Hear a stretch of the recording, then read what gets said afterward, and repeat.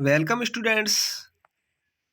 वार्षिक परीक्षा 2024 कक्षा 9 का गणित विषय का ये पेपर आपके लिए बहुत ही महत्वपूर्ण है। पेपर आपके सुबह होने वाला है, तो इससे पहले इसको आप जरूर देख लीजिएगा, क्योंकि ये पेपर बहुत सारे जिलों के अंदर हूब टू हूब छपता है और इसके अंदर बहुत ही महत्वपूर्ण क्वेश्चंस आए हुए हैं।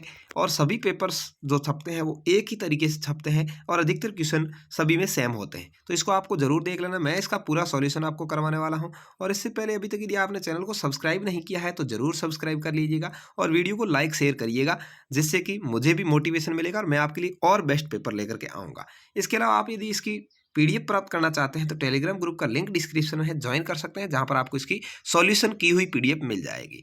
चलिए, पहला क्वेश्चन है, निम्न में से अपरिमेय संख्या कौन सी है? तो वह संख्या जिसको p बटा क्यू के रूप में व्यक्त नहीं किया जा सकता अपरिमेय संख्या कहलाती है। तो यहाँ पर √2 को व्यक्त नहीं कर सकते हैं, तो ये हो गई अपरिमेय संख्या।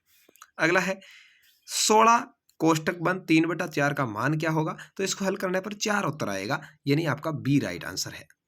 बहुपद 3x minus x square plus 4 की घात है, तो देखिए यहाँ पर घातांक में क्या है, 2 आया हुआ है, तो घात 2 है। ए आपका राइट आंसर हो जाएगा। बिंदु 3 और 5 की एक्स अक्ष से दूरी कितनी है? तो 3 और 5 की एक्स अक्ष से जो दूरी है वो 5 है। कितनी है? 5 है। इस तरह से समीकरण बनता है। तो यहाँ पर जैसे मान लिया जाए इसको 3 तक आया और यहाँ पर 5 तक आया, तो यहाँ पर ये जो एक्स अक्ष होगा वो यहाँ पर बनेगा और इससे यहाँ इसकी दूरी है वो 5 होगी, अधिकतम है वही दूरी होती है। तो यहाँ पर आपका 5 राइट आंसर हो जाएगा। 125 कोष्टक बंद 1/3 का मान, तो इसका मान हमेशा 5 आता है, ठीक है, क्योंकि आपको क्या करना है, इसको टुकड़ों में तोड़ देना है, 5 गुणा 5 गुणा 5, ठीक है, और बट्टा में है इसलिए 1 5 ही आएगा। और यदि 5 का घात 3 होती तो 125 आ जाता। तो ए आपका राइट आंसर हो गया। निम्न अंकों का बहुलक क्या है? यहाँ सबसे ज्यादा बार कौन आया है आपको देखना है। 4 6 6 5 7 3 2 6 6, तो देखिए 6 6 6 6, यानी यहाँ पर 6 4 बार आ गया, तो 6 सबसे ज्यादा बार आया हुआ है। द आपका राइट आंसर है। जो ज्यादा आए उसको बहुलक कहते हैं। आंकड़ों का माध्यक क्या होगा? तो आपको क्या करना है, यहाँ पर इनको जोड़ लेना है, जैसे क्रम वाइज लिख देना है, 1 2 3 5 और 6, और इसका जो बीच का भाग है वो माध्यक है। तो 3 आपका यहाँ पर राइट आंसर है। ये बच्चे ने 5 लगा रखा है वो गलत है, ठीक है, आपको 3 राइट आंसर करना है।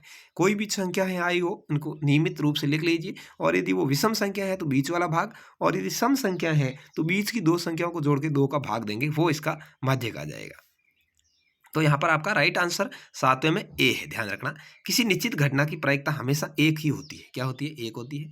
एक सिक्के को उछालने पर चित्त आने की प्रायिकता कितनी होगी? तो एक सिक्के को उछालेंगे तो 2 भाग होते हैं, एक चित्त एक पट, ठीक है, तो 1/2 आएगी। स आपका राइट आंसर होगा। समकोण का मान होता है हमेशा 90 डिग्री ही होता है। तो ये 10 आपके ऑब्जेक्टिव टाइप क्वेश्चन आ गए। अब आते हैं रिक्त स्थान। दो पूरक कोण का युग्म का माप, दो पूरक कोणों का योग हमेशा 90 डिग्री ही होता है। समपूरक कोण आए तो 180 डिग्री होता है, ठीक है, तो यहाँ पर 90 डिग्री आ जाएगा। त्रिभुज का अर्ध परिमाप आधा होता है। क्या होता है? आधा, या आप कह सकते हैं परिमाप बटा 2, जो भी आप लिखेंगे, परिमाप बटा 2 लिखें या आधा लिखें, दोनों राइट है। गोले की त्रिज्या r हो तो गोले का पृष्ठीय क्षेत्रफल क्या होगा भाई? तो इसका सूत्र लिखना है आपको, 4πr²। क्या होगा? 4πr² होगा, ठीक है। किसी घटना की प्रायिकता नकारात्मक नहीं हो सकती, यानी ऋणात्मक नहीं हो सकती, माइनस में नहीं हो सकती, ठीक है ना, ऋणात्मक नहीं हो सकती, ऐसे आपको लिखना है, ऋणात्मक या नकारात्मक। सबसे अधिक बार आने वाला प्रेक्षण बहुलक कहलाता है। क्या कहलाता है? बहुलक कहलाता है। अधिक बार आता है उसको बहुलक कहते हैं, बहुत बार आया हुआ। आगे है, देखिए, बहुपद x-4 का शून्यक ज्ञात कीजिए। x-4 का शून्यक आपको लिखना है, तो आप लिखेंगे x-4 बराबर x का मान ज्ञात करना है। तो जो -4 था वो उधर की तरफ चला जाएगा, तो किसका हो जाएगा? प्लस का 4 हो जाएगा। तो आपका आंसर आ जाएगा 4। प्लस का 4 यहाँ पर कहाँ है? नहीं है, तो आपको लिखना ही है सीधा उत्तर, तो आप लिख देंगे ऐसे x बराबर 4, ठीक है। अगला है दूसरा, त्रिभुज का क्षेत्रफल ज्ञात करने का हीरोन का सूत्र लिखिए। तो आपके हीरोन का सूत्र इस तरह से होता है, √s कोष्टक बंद कोष्टक शुरू s-b, ठीक है, कोष्टक बंद कोष्टक शुरू s-c, इस तरह से आपका हो जाएगा। √s कोष्टक s-a s-b s-c, ये हीरोन का सूत्र है। अगला है, मूल बिंदु की निर्देशांक लिखिए। तो मूल बिंदु के निर्देशांक हमेशा 0 0 ही होते हैं, ठीक है, इस तरह से आपको लिखना है। बिंदु 3/4 का भुज और कोटि लिखना है। तो यहाँ पर देखिए, इसका भुज आएगा वो 4 आएगा, बाद वाला भुज और पहले वाला कोटि होता है। तो आपको लिखना है भुज बराबर 4 और कोटि बराबर 3, ठीक है ना। ये आपको फिक्स कर लेना है कि कोटि पहले वाला और भुज बाद वाला होगा। अगला है बिंदु 6 कौन से चतुर्थांश में स्थित है। तो बिंदु 6 है वो प्रथम चतुर्थांश में होंगे। किस में होंगे? प्रथम चतुर्थांश में। इस तरह से चतुर्थांश बनते हैं, ये पहला, ये दूसरा, ये तीसरा और ये चौथा, ठीक है। तो दोनों प्लस वाले हैं, यहाँ पर x होता है, यहाँ पर y होता है, तो दोनों प्लस वाले हमेशा पहले में ही होंगे और दोनों माइनस वाले हमेशा तीसरे में होंगे, ये आपको ध्यान रखना है। अगला है एक ताश की गड्डी से एक पता यादृच्छिक रूप से निकाला जाने पर उसके बादशाह होने की प्रायिकता। गड्डी में कितने बादशाह होते हैं? 4। टोटल पत्ते कितने होते हैं? 52। इसको हल करेंगे, 4 एकम 4 और 13 चौके 52, तो 1/13। तो यहाँ पर आपको 1/13 लिख देना है, ठीक है। अगला है यदि गोले का पृष्ठीय क्षेत्रफल 144 पाई मीटर स्क्वायर हो तो उसकी त्रिज्या ज्ञात कीजिए। तो आप इसको आराम से कर सकते हैं। आपको क्या लिखना है? एक तरफ लिखना है 4 पाई आर स्क्वायर बराबर 144 पाई, ठीक है। इस तरह से लिखना है। पाई से पाई को कट कर देना है, तो 4 आर स्क्वायर बराबर 144 रह जाएगा। फिर आपको क्या करना है? आर स्क्वायर ज्ञात करना है। 4 को यहाँ से इधर ले जाएंगे तो ये भाग में चला जाएगा और इसको हल करेंगे तो आ जाएगा 2/77/2। तो आपको लिख देना है आर स्क्वायर बराबर 77/2। क्या है? आर स्क्वायर बराबर 77/2 है। तो आपको आर ज्ञात करना होगा अब, तो आप लिखेंगे आर बराबर √77/2। ये इसका उत्तर आ जाएगा, ठीक है। लेकिन आपको पूरा मैंने बताया वैसे हल करना है।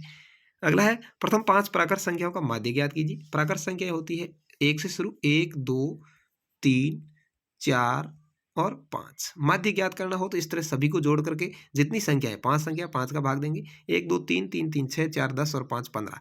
15 में 5 का भाग देने पर क्या आ जाएगा? 3 आ जाएगा, ठीक है। तो इसका माध्य क्या हो गया? 3 हो गया, ठीक है।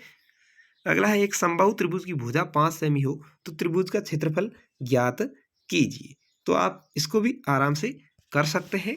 इसका क्षेत्रफल आप ज्ञात करेंगे तो आपके आएगा 25√3/4, क्योंकि इसका सूत्र होता है वो होता है क्या है भाई? समबाहु त्रिभुज का सूत्र होता है वो होता है √3/4 गुणा भुजा का स्क्वायर, ठीक है, भुजा का स्क्वायर। तो देखिए √3/4 ये है और भुजा का स्क्वायर यानी 5 का स्क्वायर किया तो 5 गुणा 5 25 हो गया, ये बाहर आ जाएगा और ये अंडरूट में ही रहेगा, ठीक है। तो इस तरह से आपको ये 10 के 10 क्वेश्चन हल कर दिए।